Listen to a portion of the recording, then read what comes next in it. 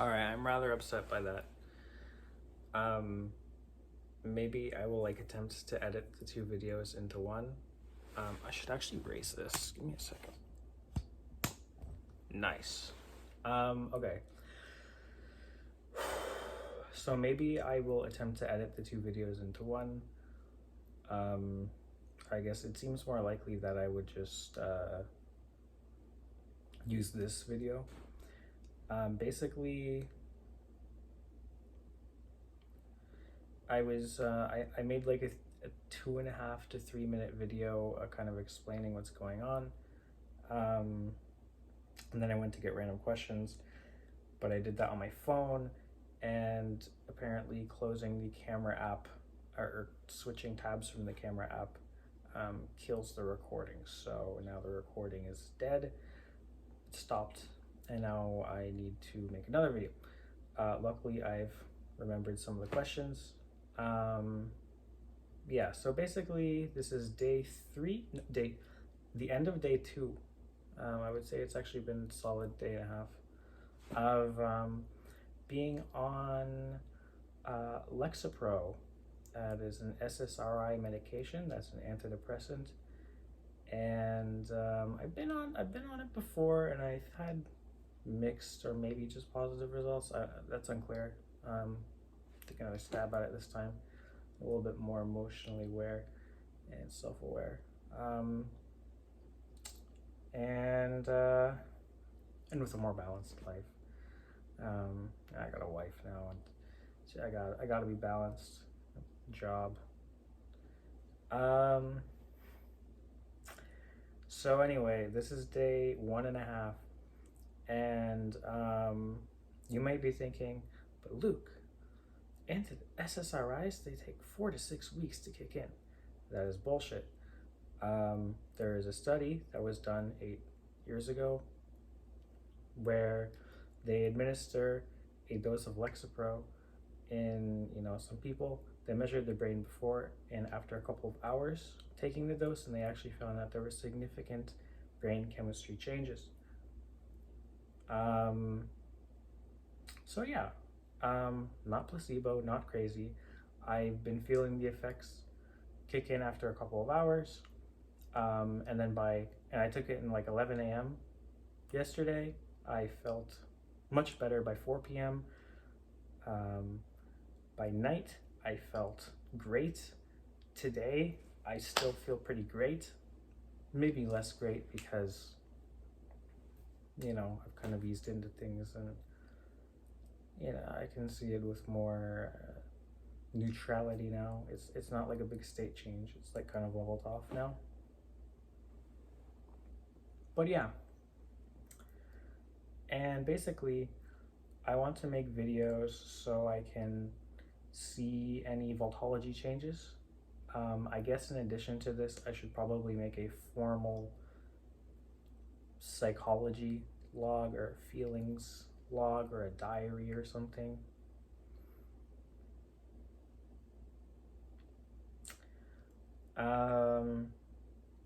So that I can check every time.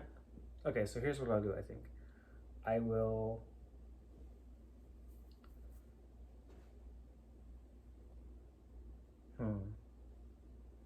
I think the best way to do this would be to record a video, and every time I record a video, either before or after, I write how I'm feeling and how things are going in my diary, and then we can compare the emotional and the psychological states to the voltological activity, and that seems like a good idea.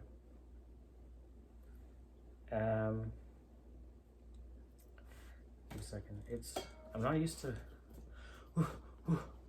I'm not used to talking. I'm not used to talking so fast. Monologuing. It's monologuing. Monologuing is exhausting. I'm used to having two-sided conversations, minimum.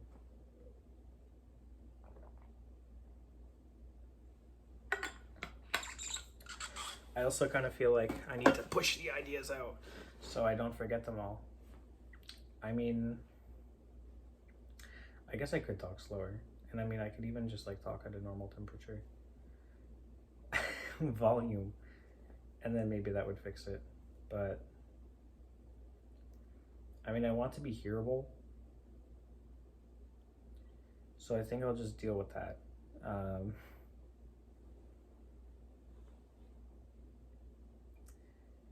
But basically, like, so I started taking the SSRIs because of anxiety problems, and especially anxiety problems around work. And like my life is like perfectly fine basically before I started working, but then I started working and oh, there's the anxiety. And it's been creeping up, and now it's just like it was unmanageable. And so I thought I would try medication because I kind of needed a short-term fix. Therapy is in the plans. And basically, yeah, in this last day and a half, I would say my anxiety is more or less melted away. It's great.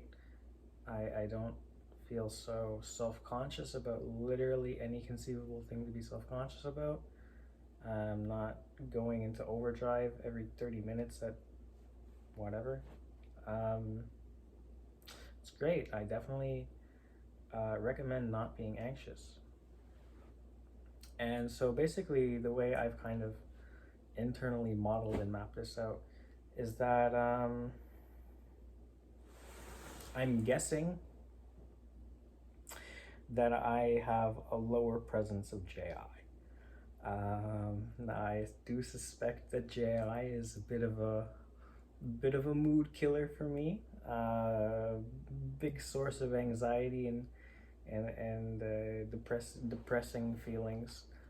Not entirely sure, and that's why I'm making this video. You get it? You get it? You get me? Wonderful. And so I would like to map, my psychological changes to my voltological changes and vice versa. So maybe actually I can just talk about how I'm feeling in the video. Yeah. Though I would like footnotes so I don't have to look through the video. But I guess it's like, helps me think about it. It's like a 2-in-1, right? So that's very efficient. I will do that. So I've been feeling great. I've been feeling fucking fantastic. I don't feel this compulsive need to just introspect all the time and like I mean, that's what it boils down to, kind of. And yeah, I still have a decent amount of anxious thoughts, but like I don't feel them in my body so much, and my brain doesn't go into like overdrive. Like let's say I'm at work and I'm talking to a coworker and I say something stupid, or I say a stupid joke. No, let's say, better yet, I just misunderstand something they say. And then I take action on that misunderstanding. And then, they correct me, let's say. And instead of thinking, oh my God, I'm such a fucking massive idiot. Oh my God, how could I have thought that? So on and so forth. I'm just like, yeah, shit happens. And they know shit happens. I feel like I'm on a more similar wavelength now to everyone around me than I was before. Before, I was like on my own wavelength that nobody else was on, that was just full of garbage. And now I feel like, I'm more in tune with the people. And it could just be like confidence. Like I don't doubt myself so much anymore. And so now I can just believe what I actually think about people, or think is going on. And that definitely could be it.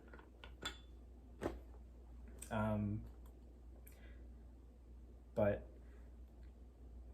yeah, I definitely feeling, it feels like a lack of an introverted pull. It feels like, or at least as I understand the introverted pull, it feels like less JI. We'll see how the voltology manifests.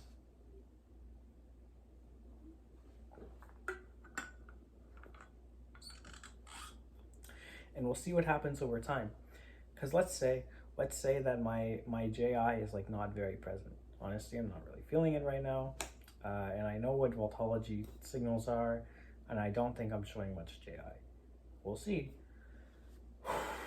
But it could just turn out that like I'm repressing it.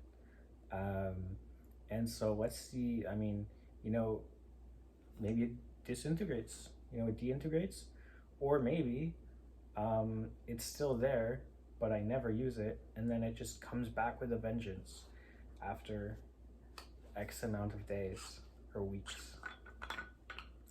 I don't know. Or maybe it's just like, it's like in the honeymoon phase of SSRIs.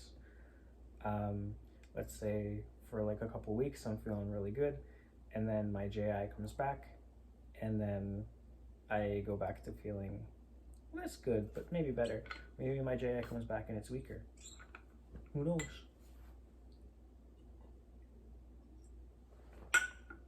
There's so many possibilities, and that's why I have to do this. That's why this is important, because to my knowledge, I mean, I don't know if anybody's done anything like this. I've been curious on the effects of SSRIs on voltology.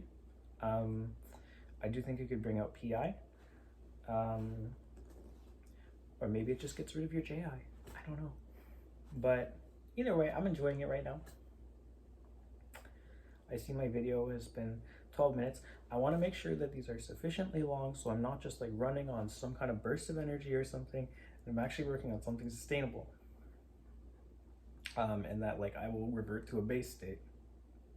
Whatever the base state may be. It could be changing often. But you know,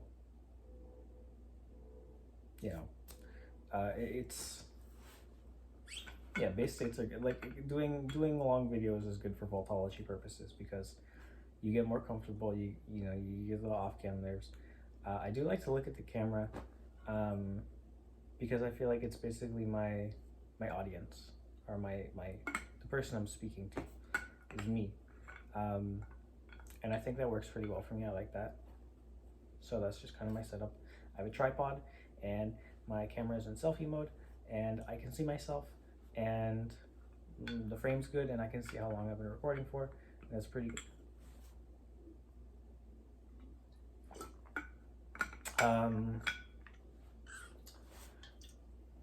So, how often should I do these videos?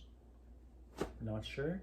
I'm not sure I'll upload any of them until I'm actually like committed, to be honest, because I don't really want to start something and then not do it. I did that with my TE development thing, and I did not develop my TE at all.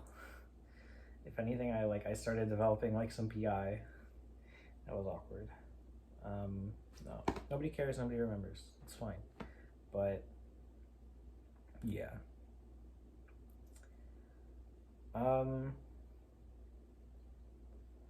So I read, this question, how much money is enough money?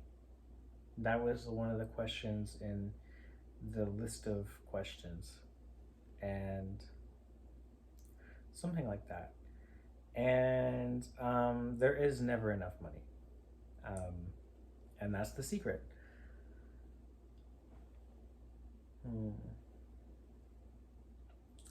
I'm thinking of how to phrase this while addressing some points. So basically, the richest people in the world never feel like they have enough money. Let's say Ray Dalio, author of Principles, says in his book Principles that he feels he does not have enough money, and like, you know, rich people feel like they don't have enough money. Why? Well, because they want to set their families up nicely, they want their businesses to keep running, and they discover philanthropy. And you can never be philanthropic enough. There is like no shortage of shit to contribute to in the world. And so, you know, the richer you get, the more stuff you can donate to. the more you can like leave behind to your family or something. There's never enough. There's never enough. And so,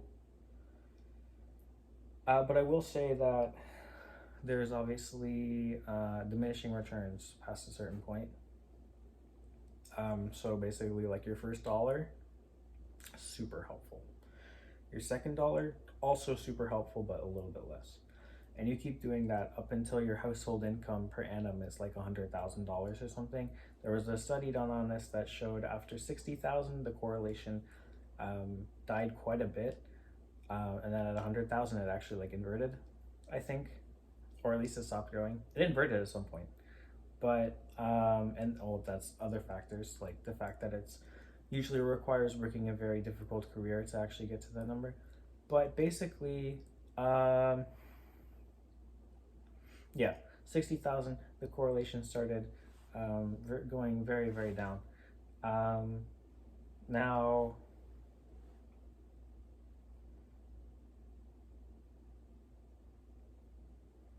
that study is pretty old, and with current inflation, I'm gonna go ahead and put that number at 100,000. It might not be quite that high, but let's say it is.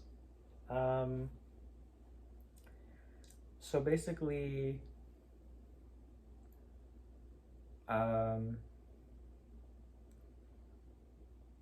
money has utility for sure, and it gets you happiness because you can stop doing things that waste your time.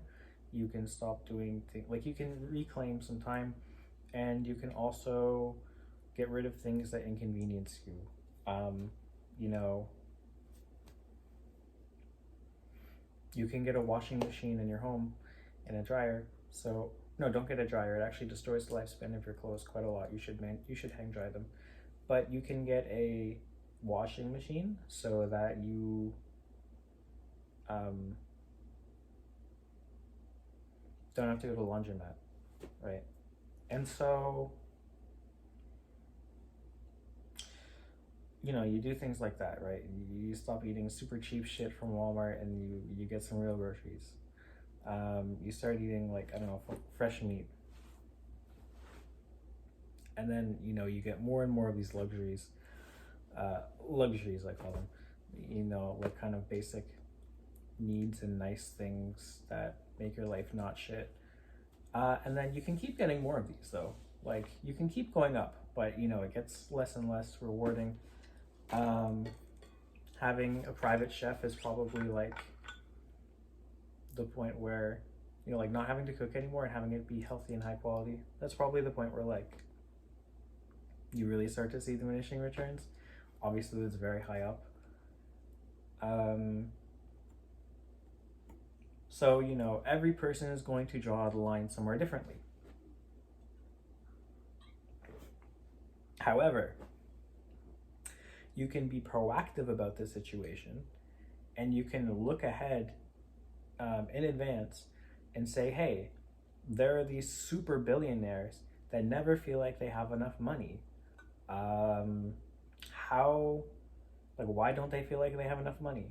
Then you learn about these things, you learn about these pitfalls, you learn about the greed, you learn about never having enough money. And then you say, okay, who is happy? Who feels like they have enough money? Who's not just chasing more money all the time?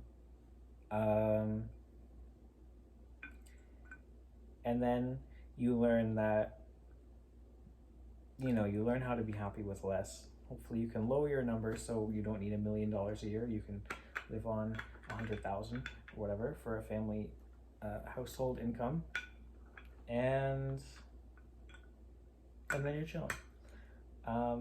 So that's kind of my thoughts on money and happiness. It's always a topic that makes me interested. It's something I think about a lot. I also like to think about how to spend money. So for example, how much should one put towards savings and how much should one put towards spending money and having fun? What is money for if not spending it and living your life? Well, there's not really anything else other than helping other people live their lives. why philanthropy is so big. You can only do so much for yourself. And so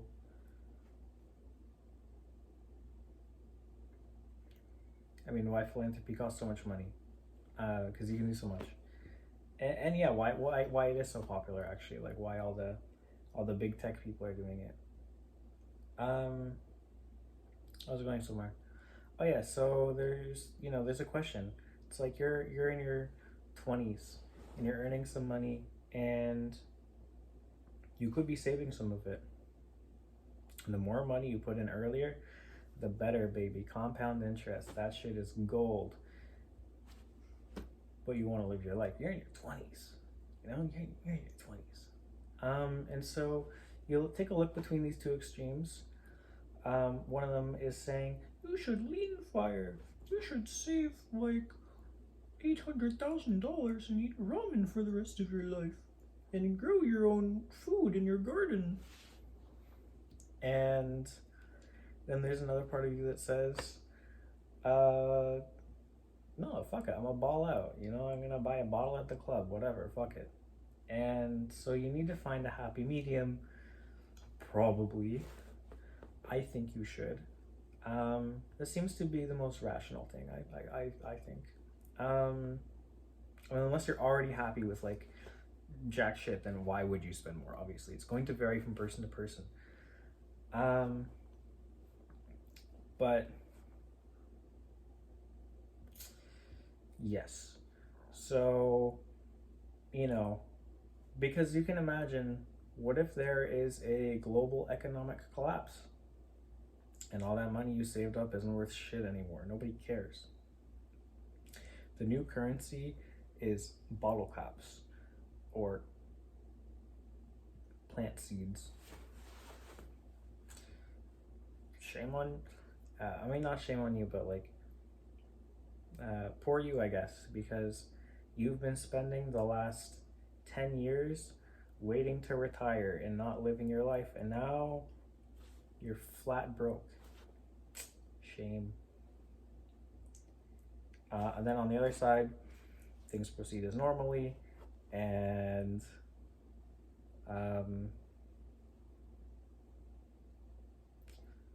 well, you're sad because you have nothing for retirement. You don't have money to build any businesses you want or anything. You're just gonna be waging in the cage, as an old friend of mine would say.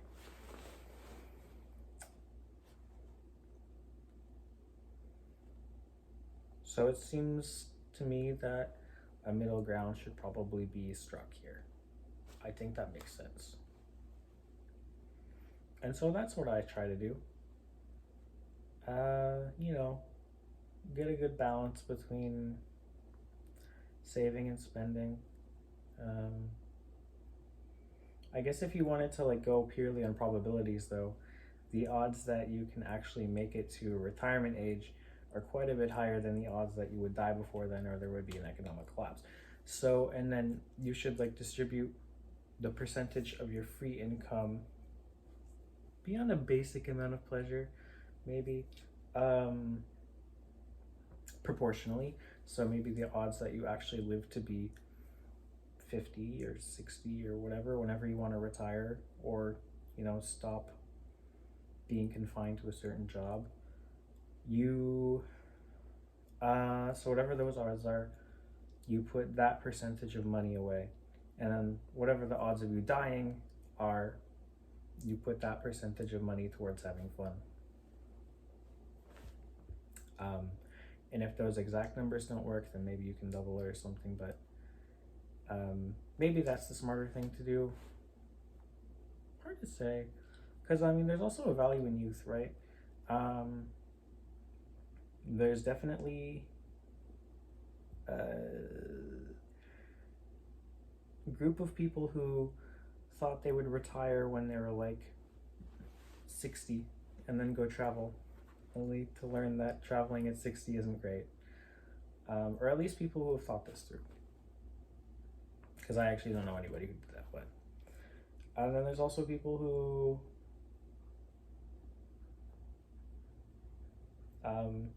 even retired earlier, like 40 or something, and then realize that all their friends are working and they have nothing to do during the day. So there's also things like this to factor in. Okay, the video is 25 minutes now, so it's probably good enough. I'll cut it off here. Thank you for watching. Not sure why I'm saying that. I don't even know if I'm gonna upload this. Goodbye.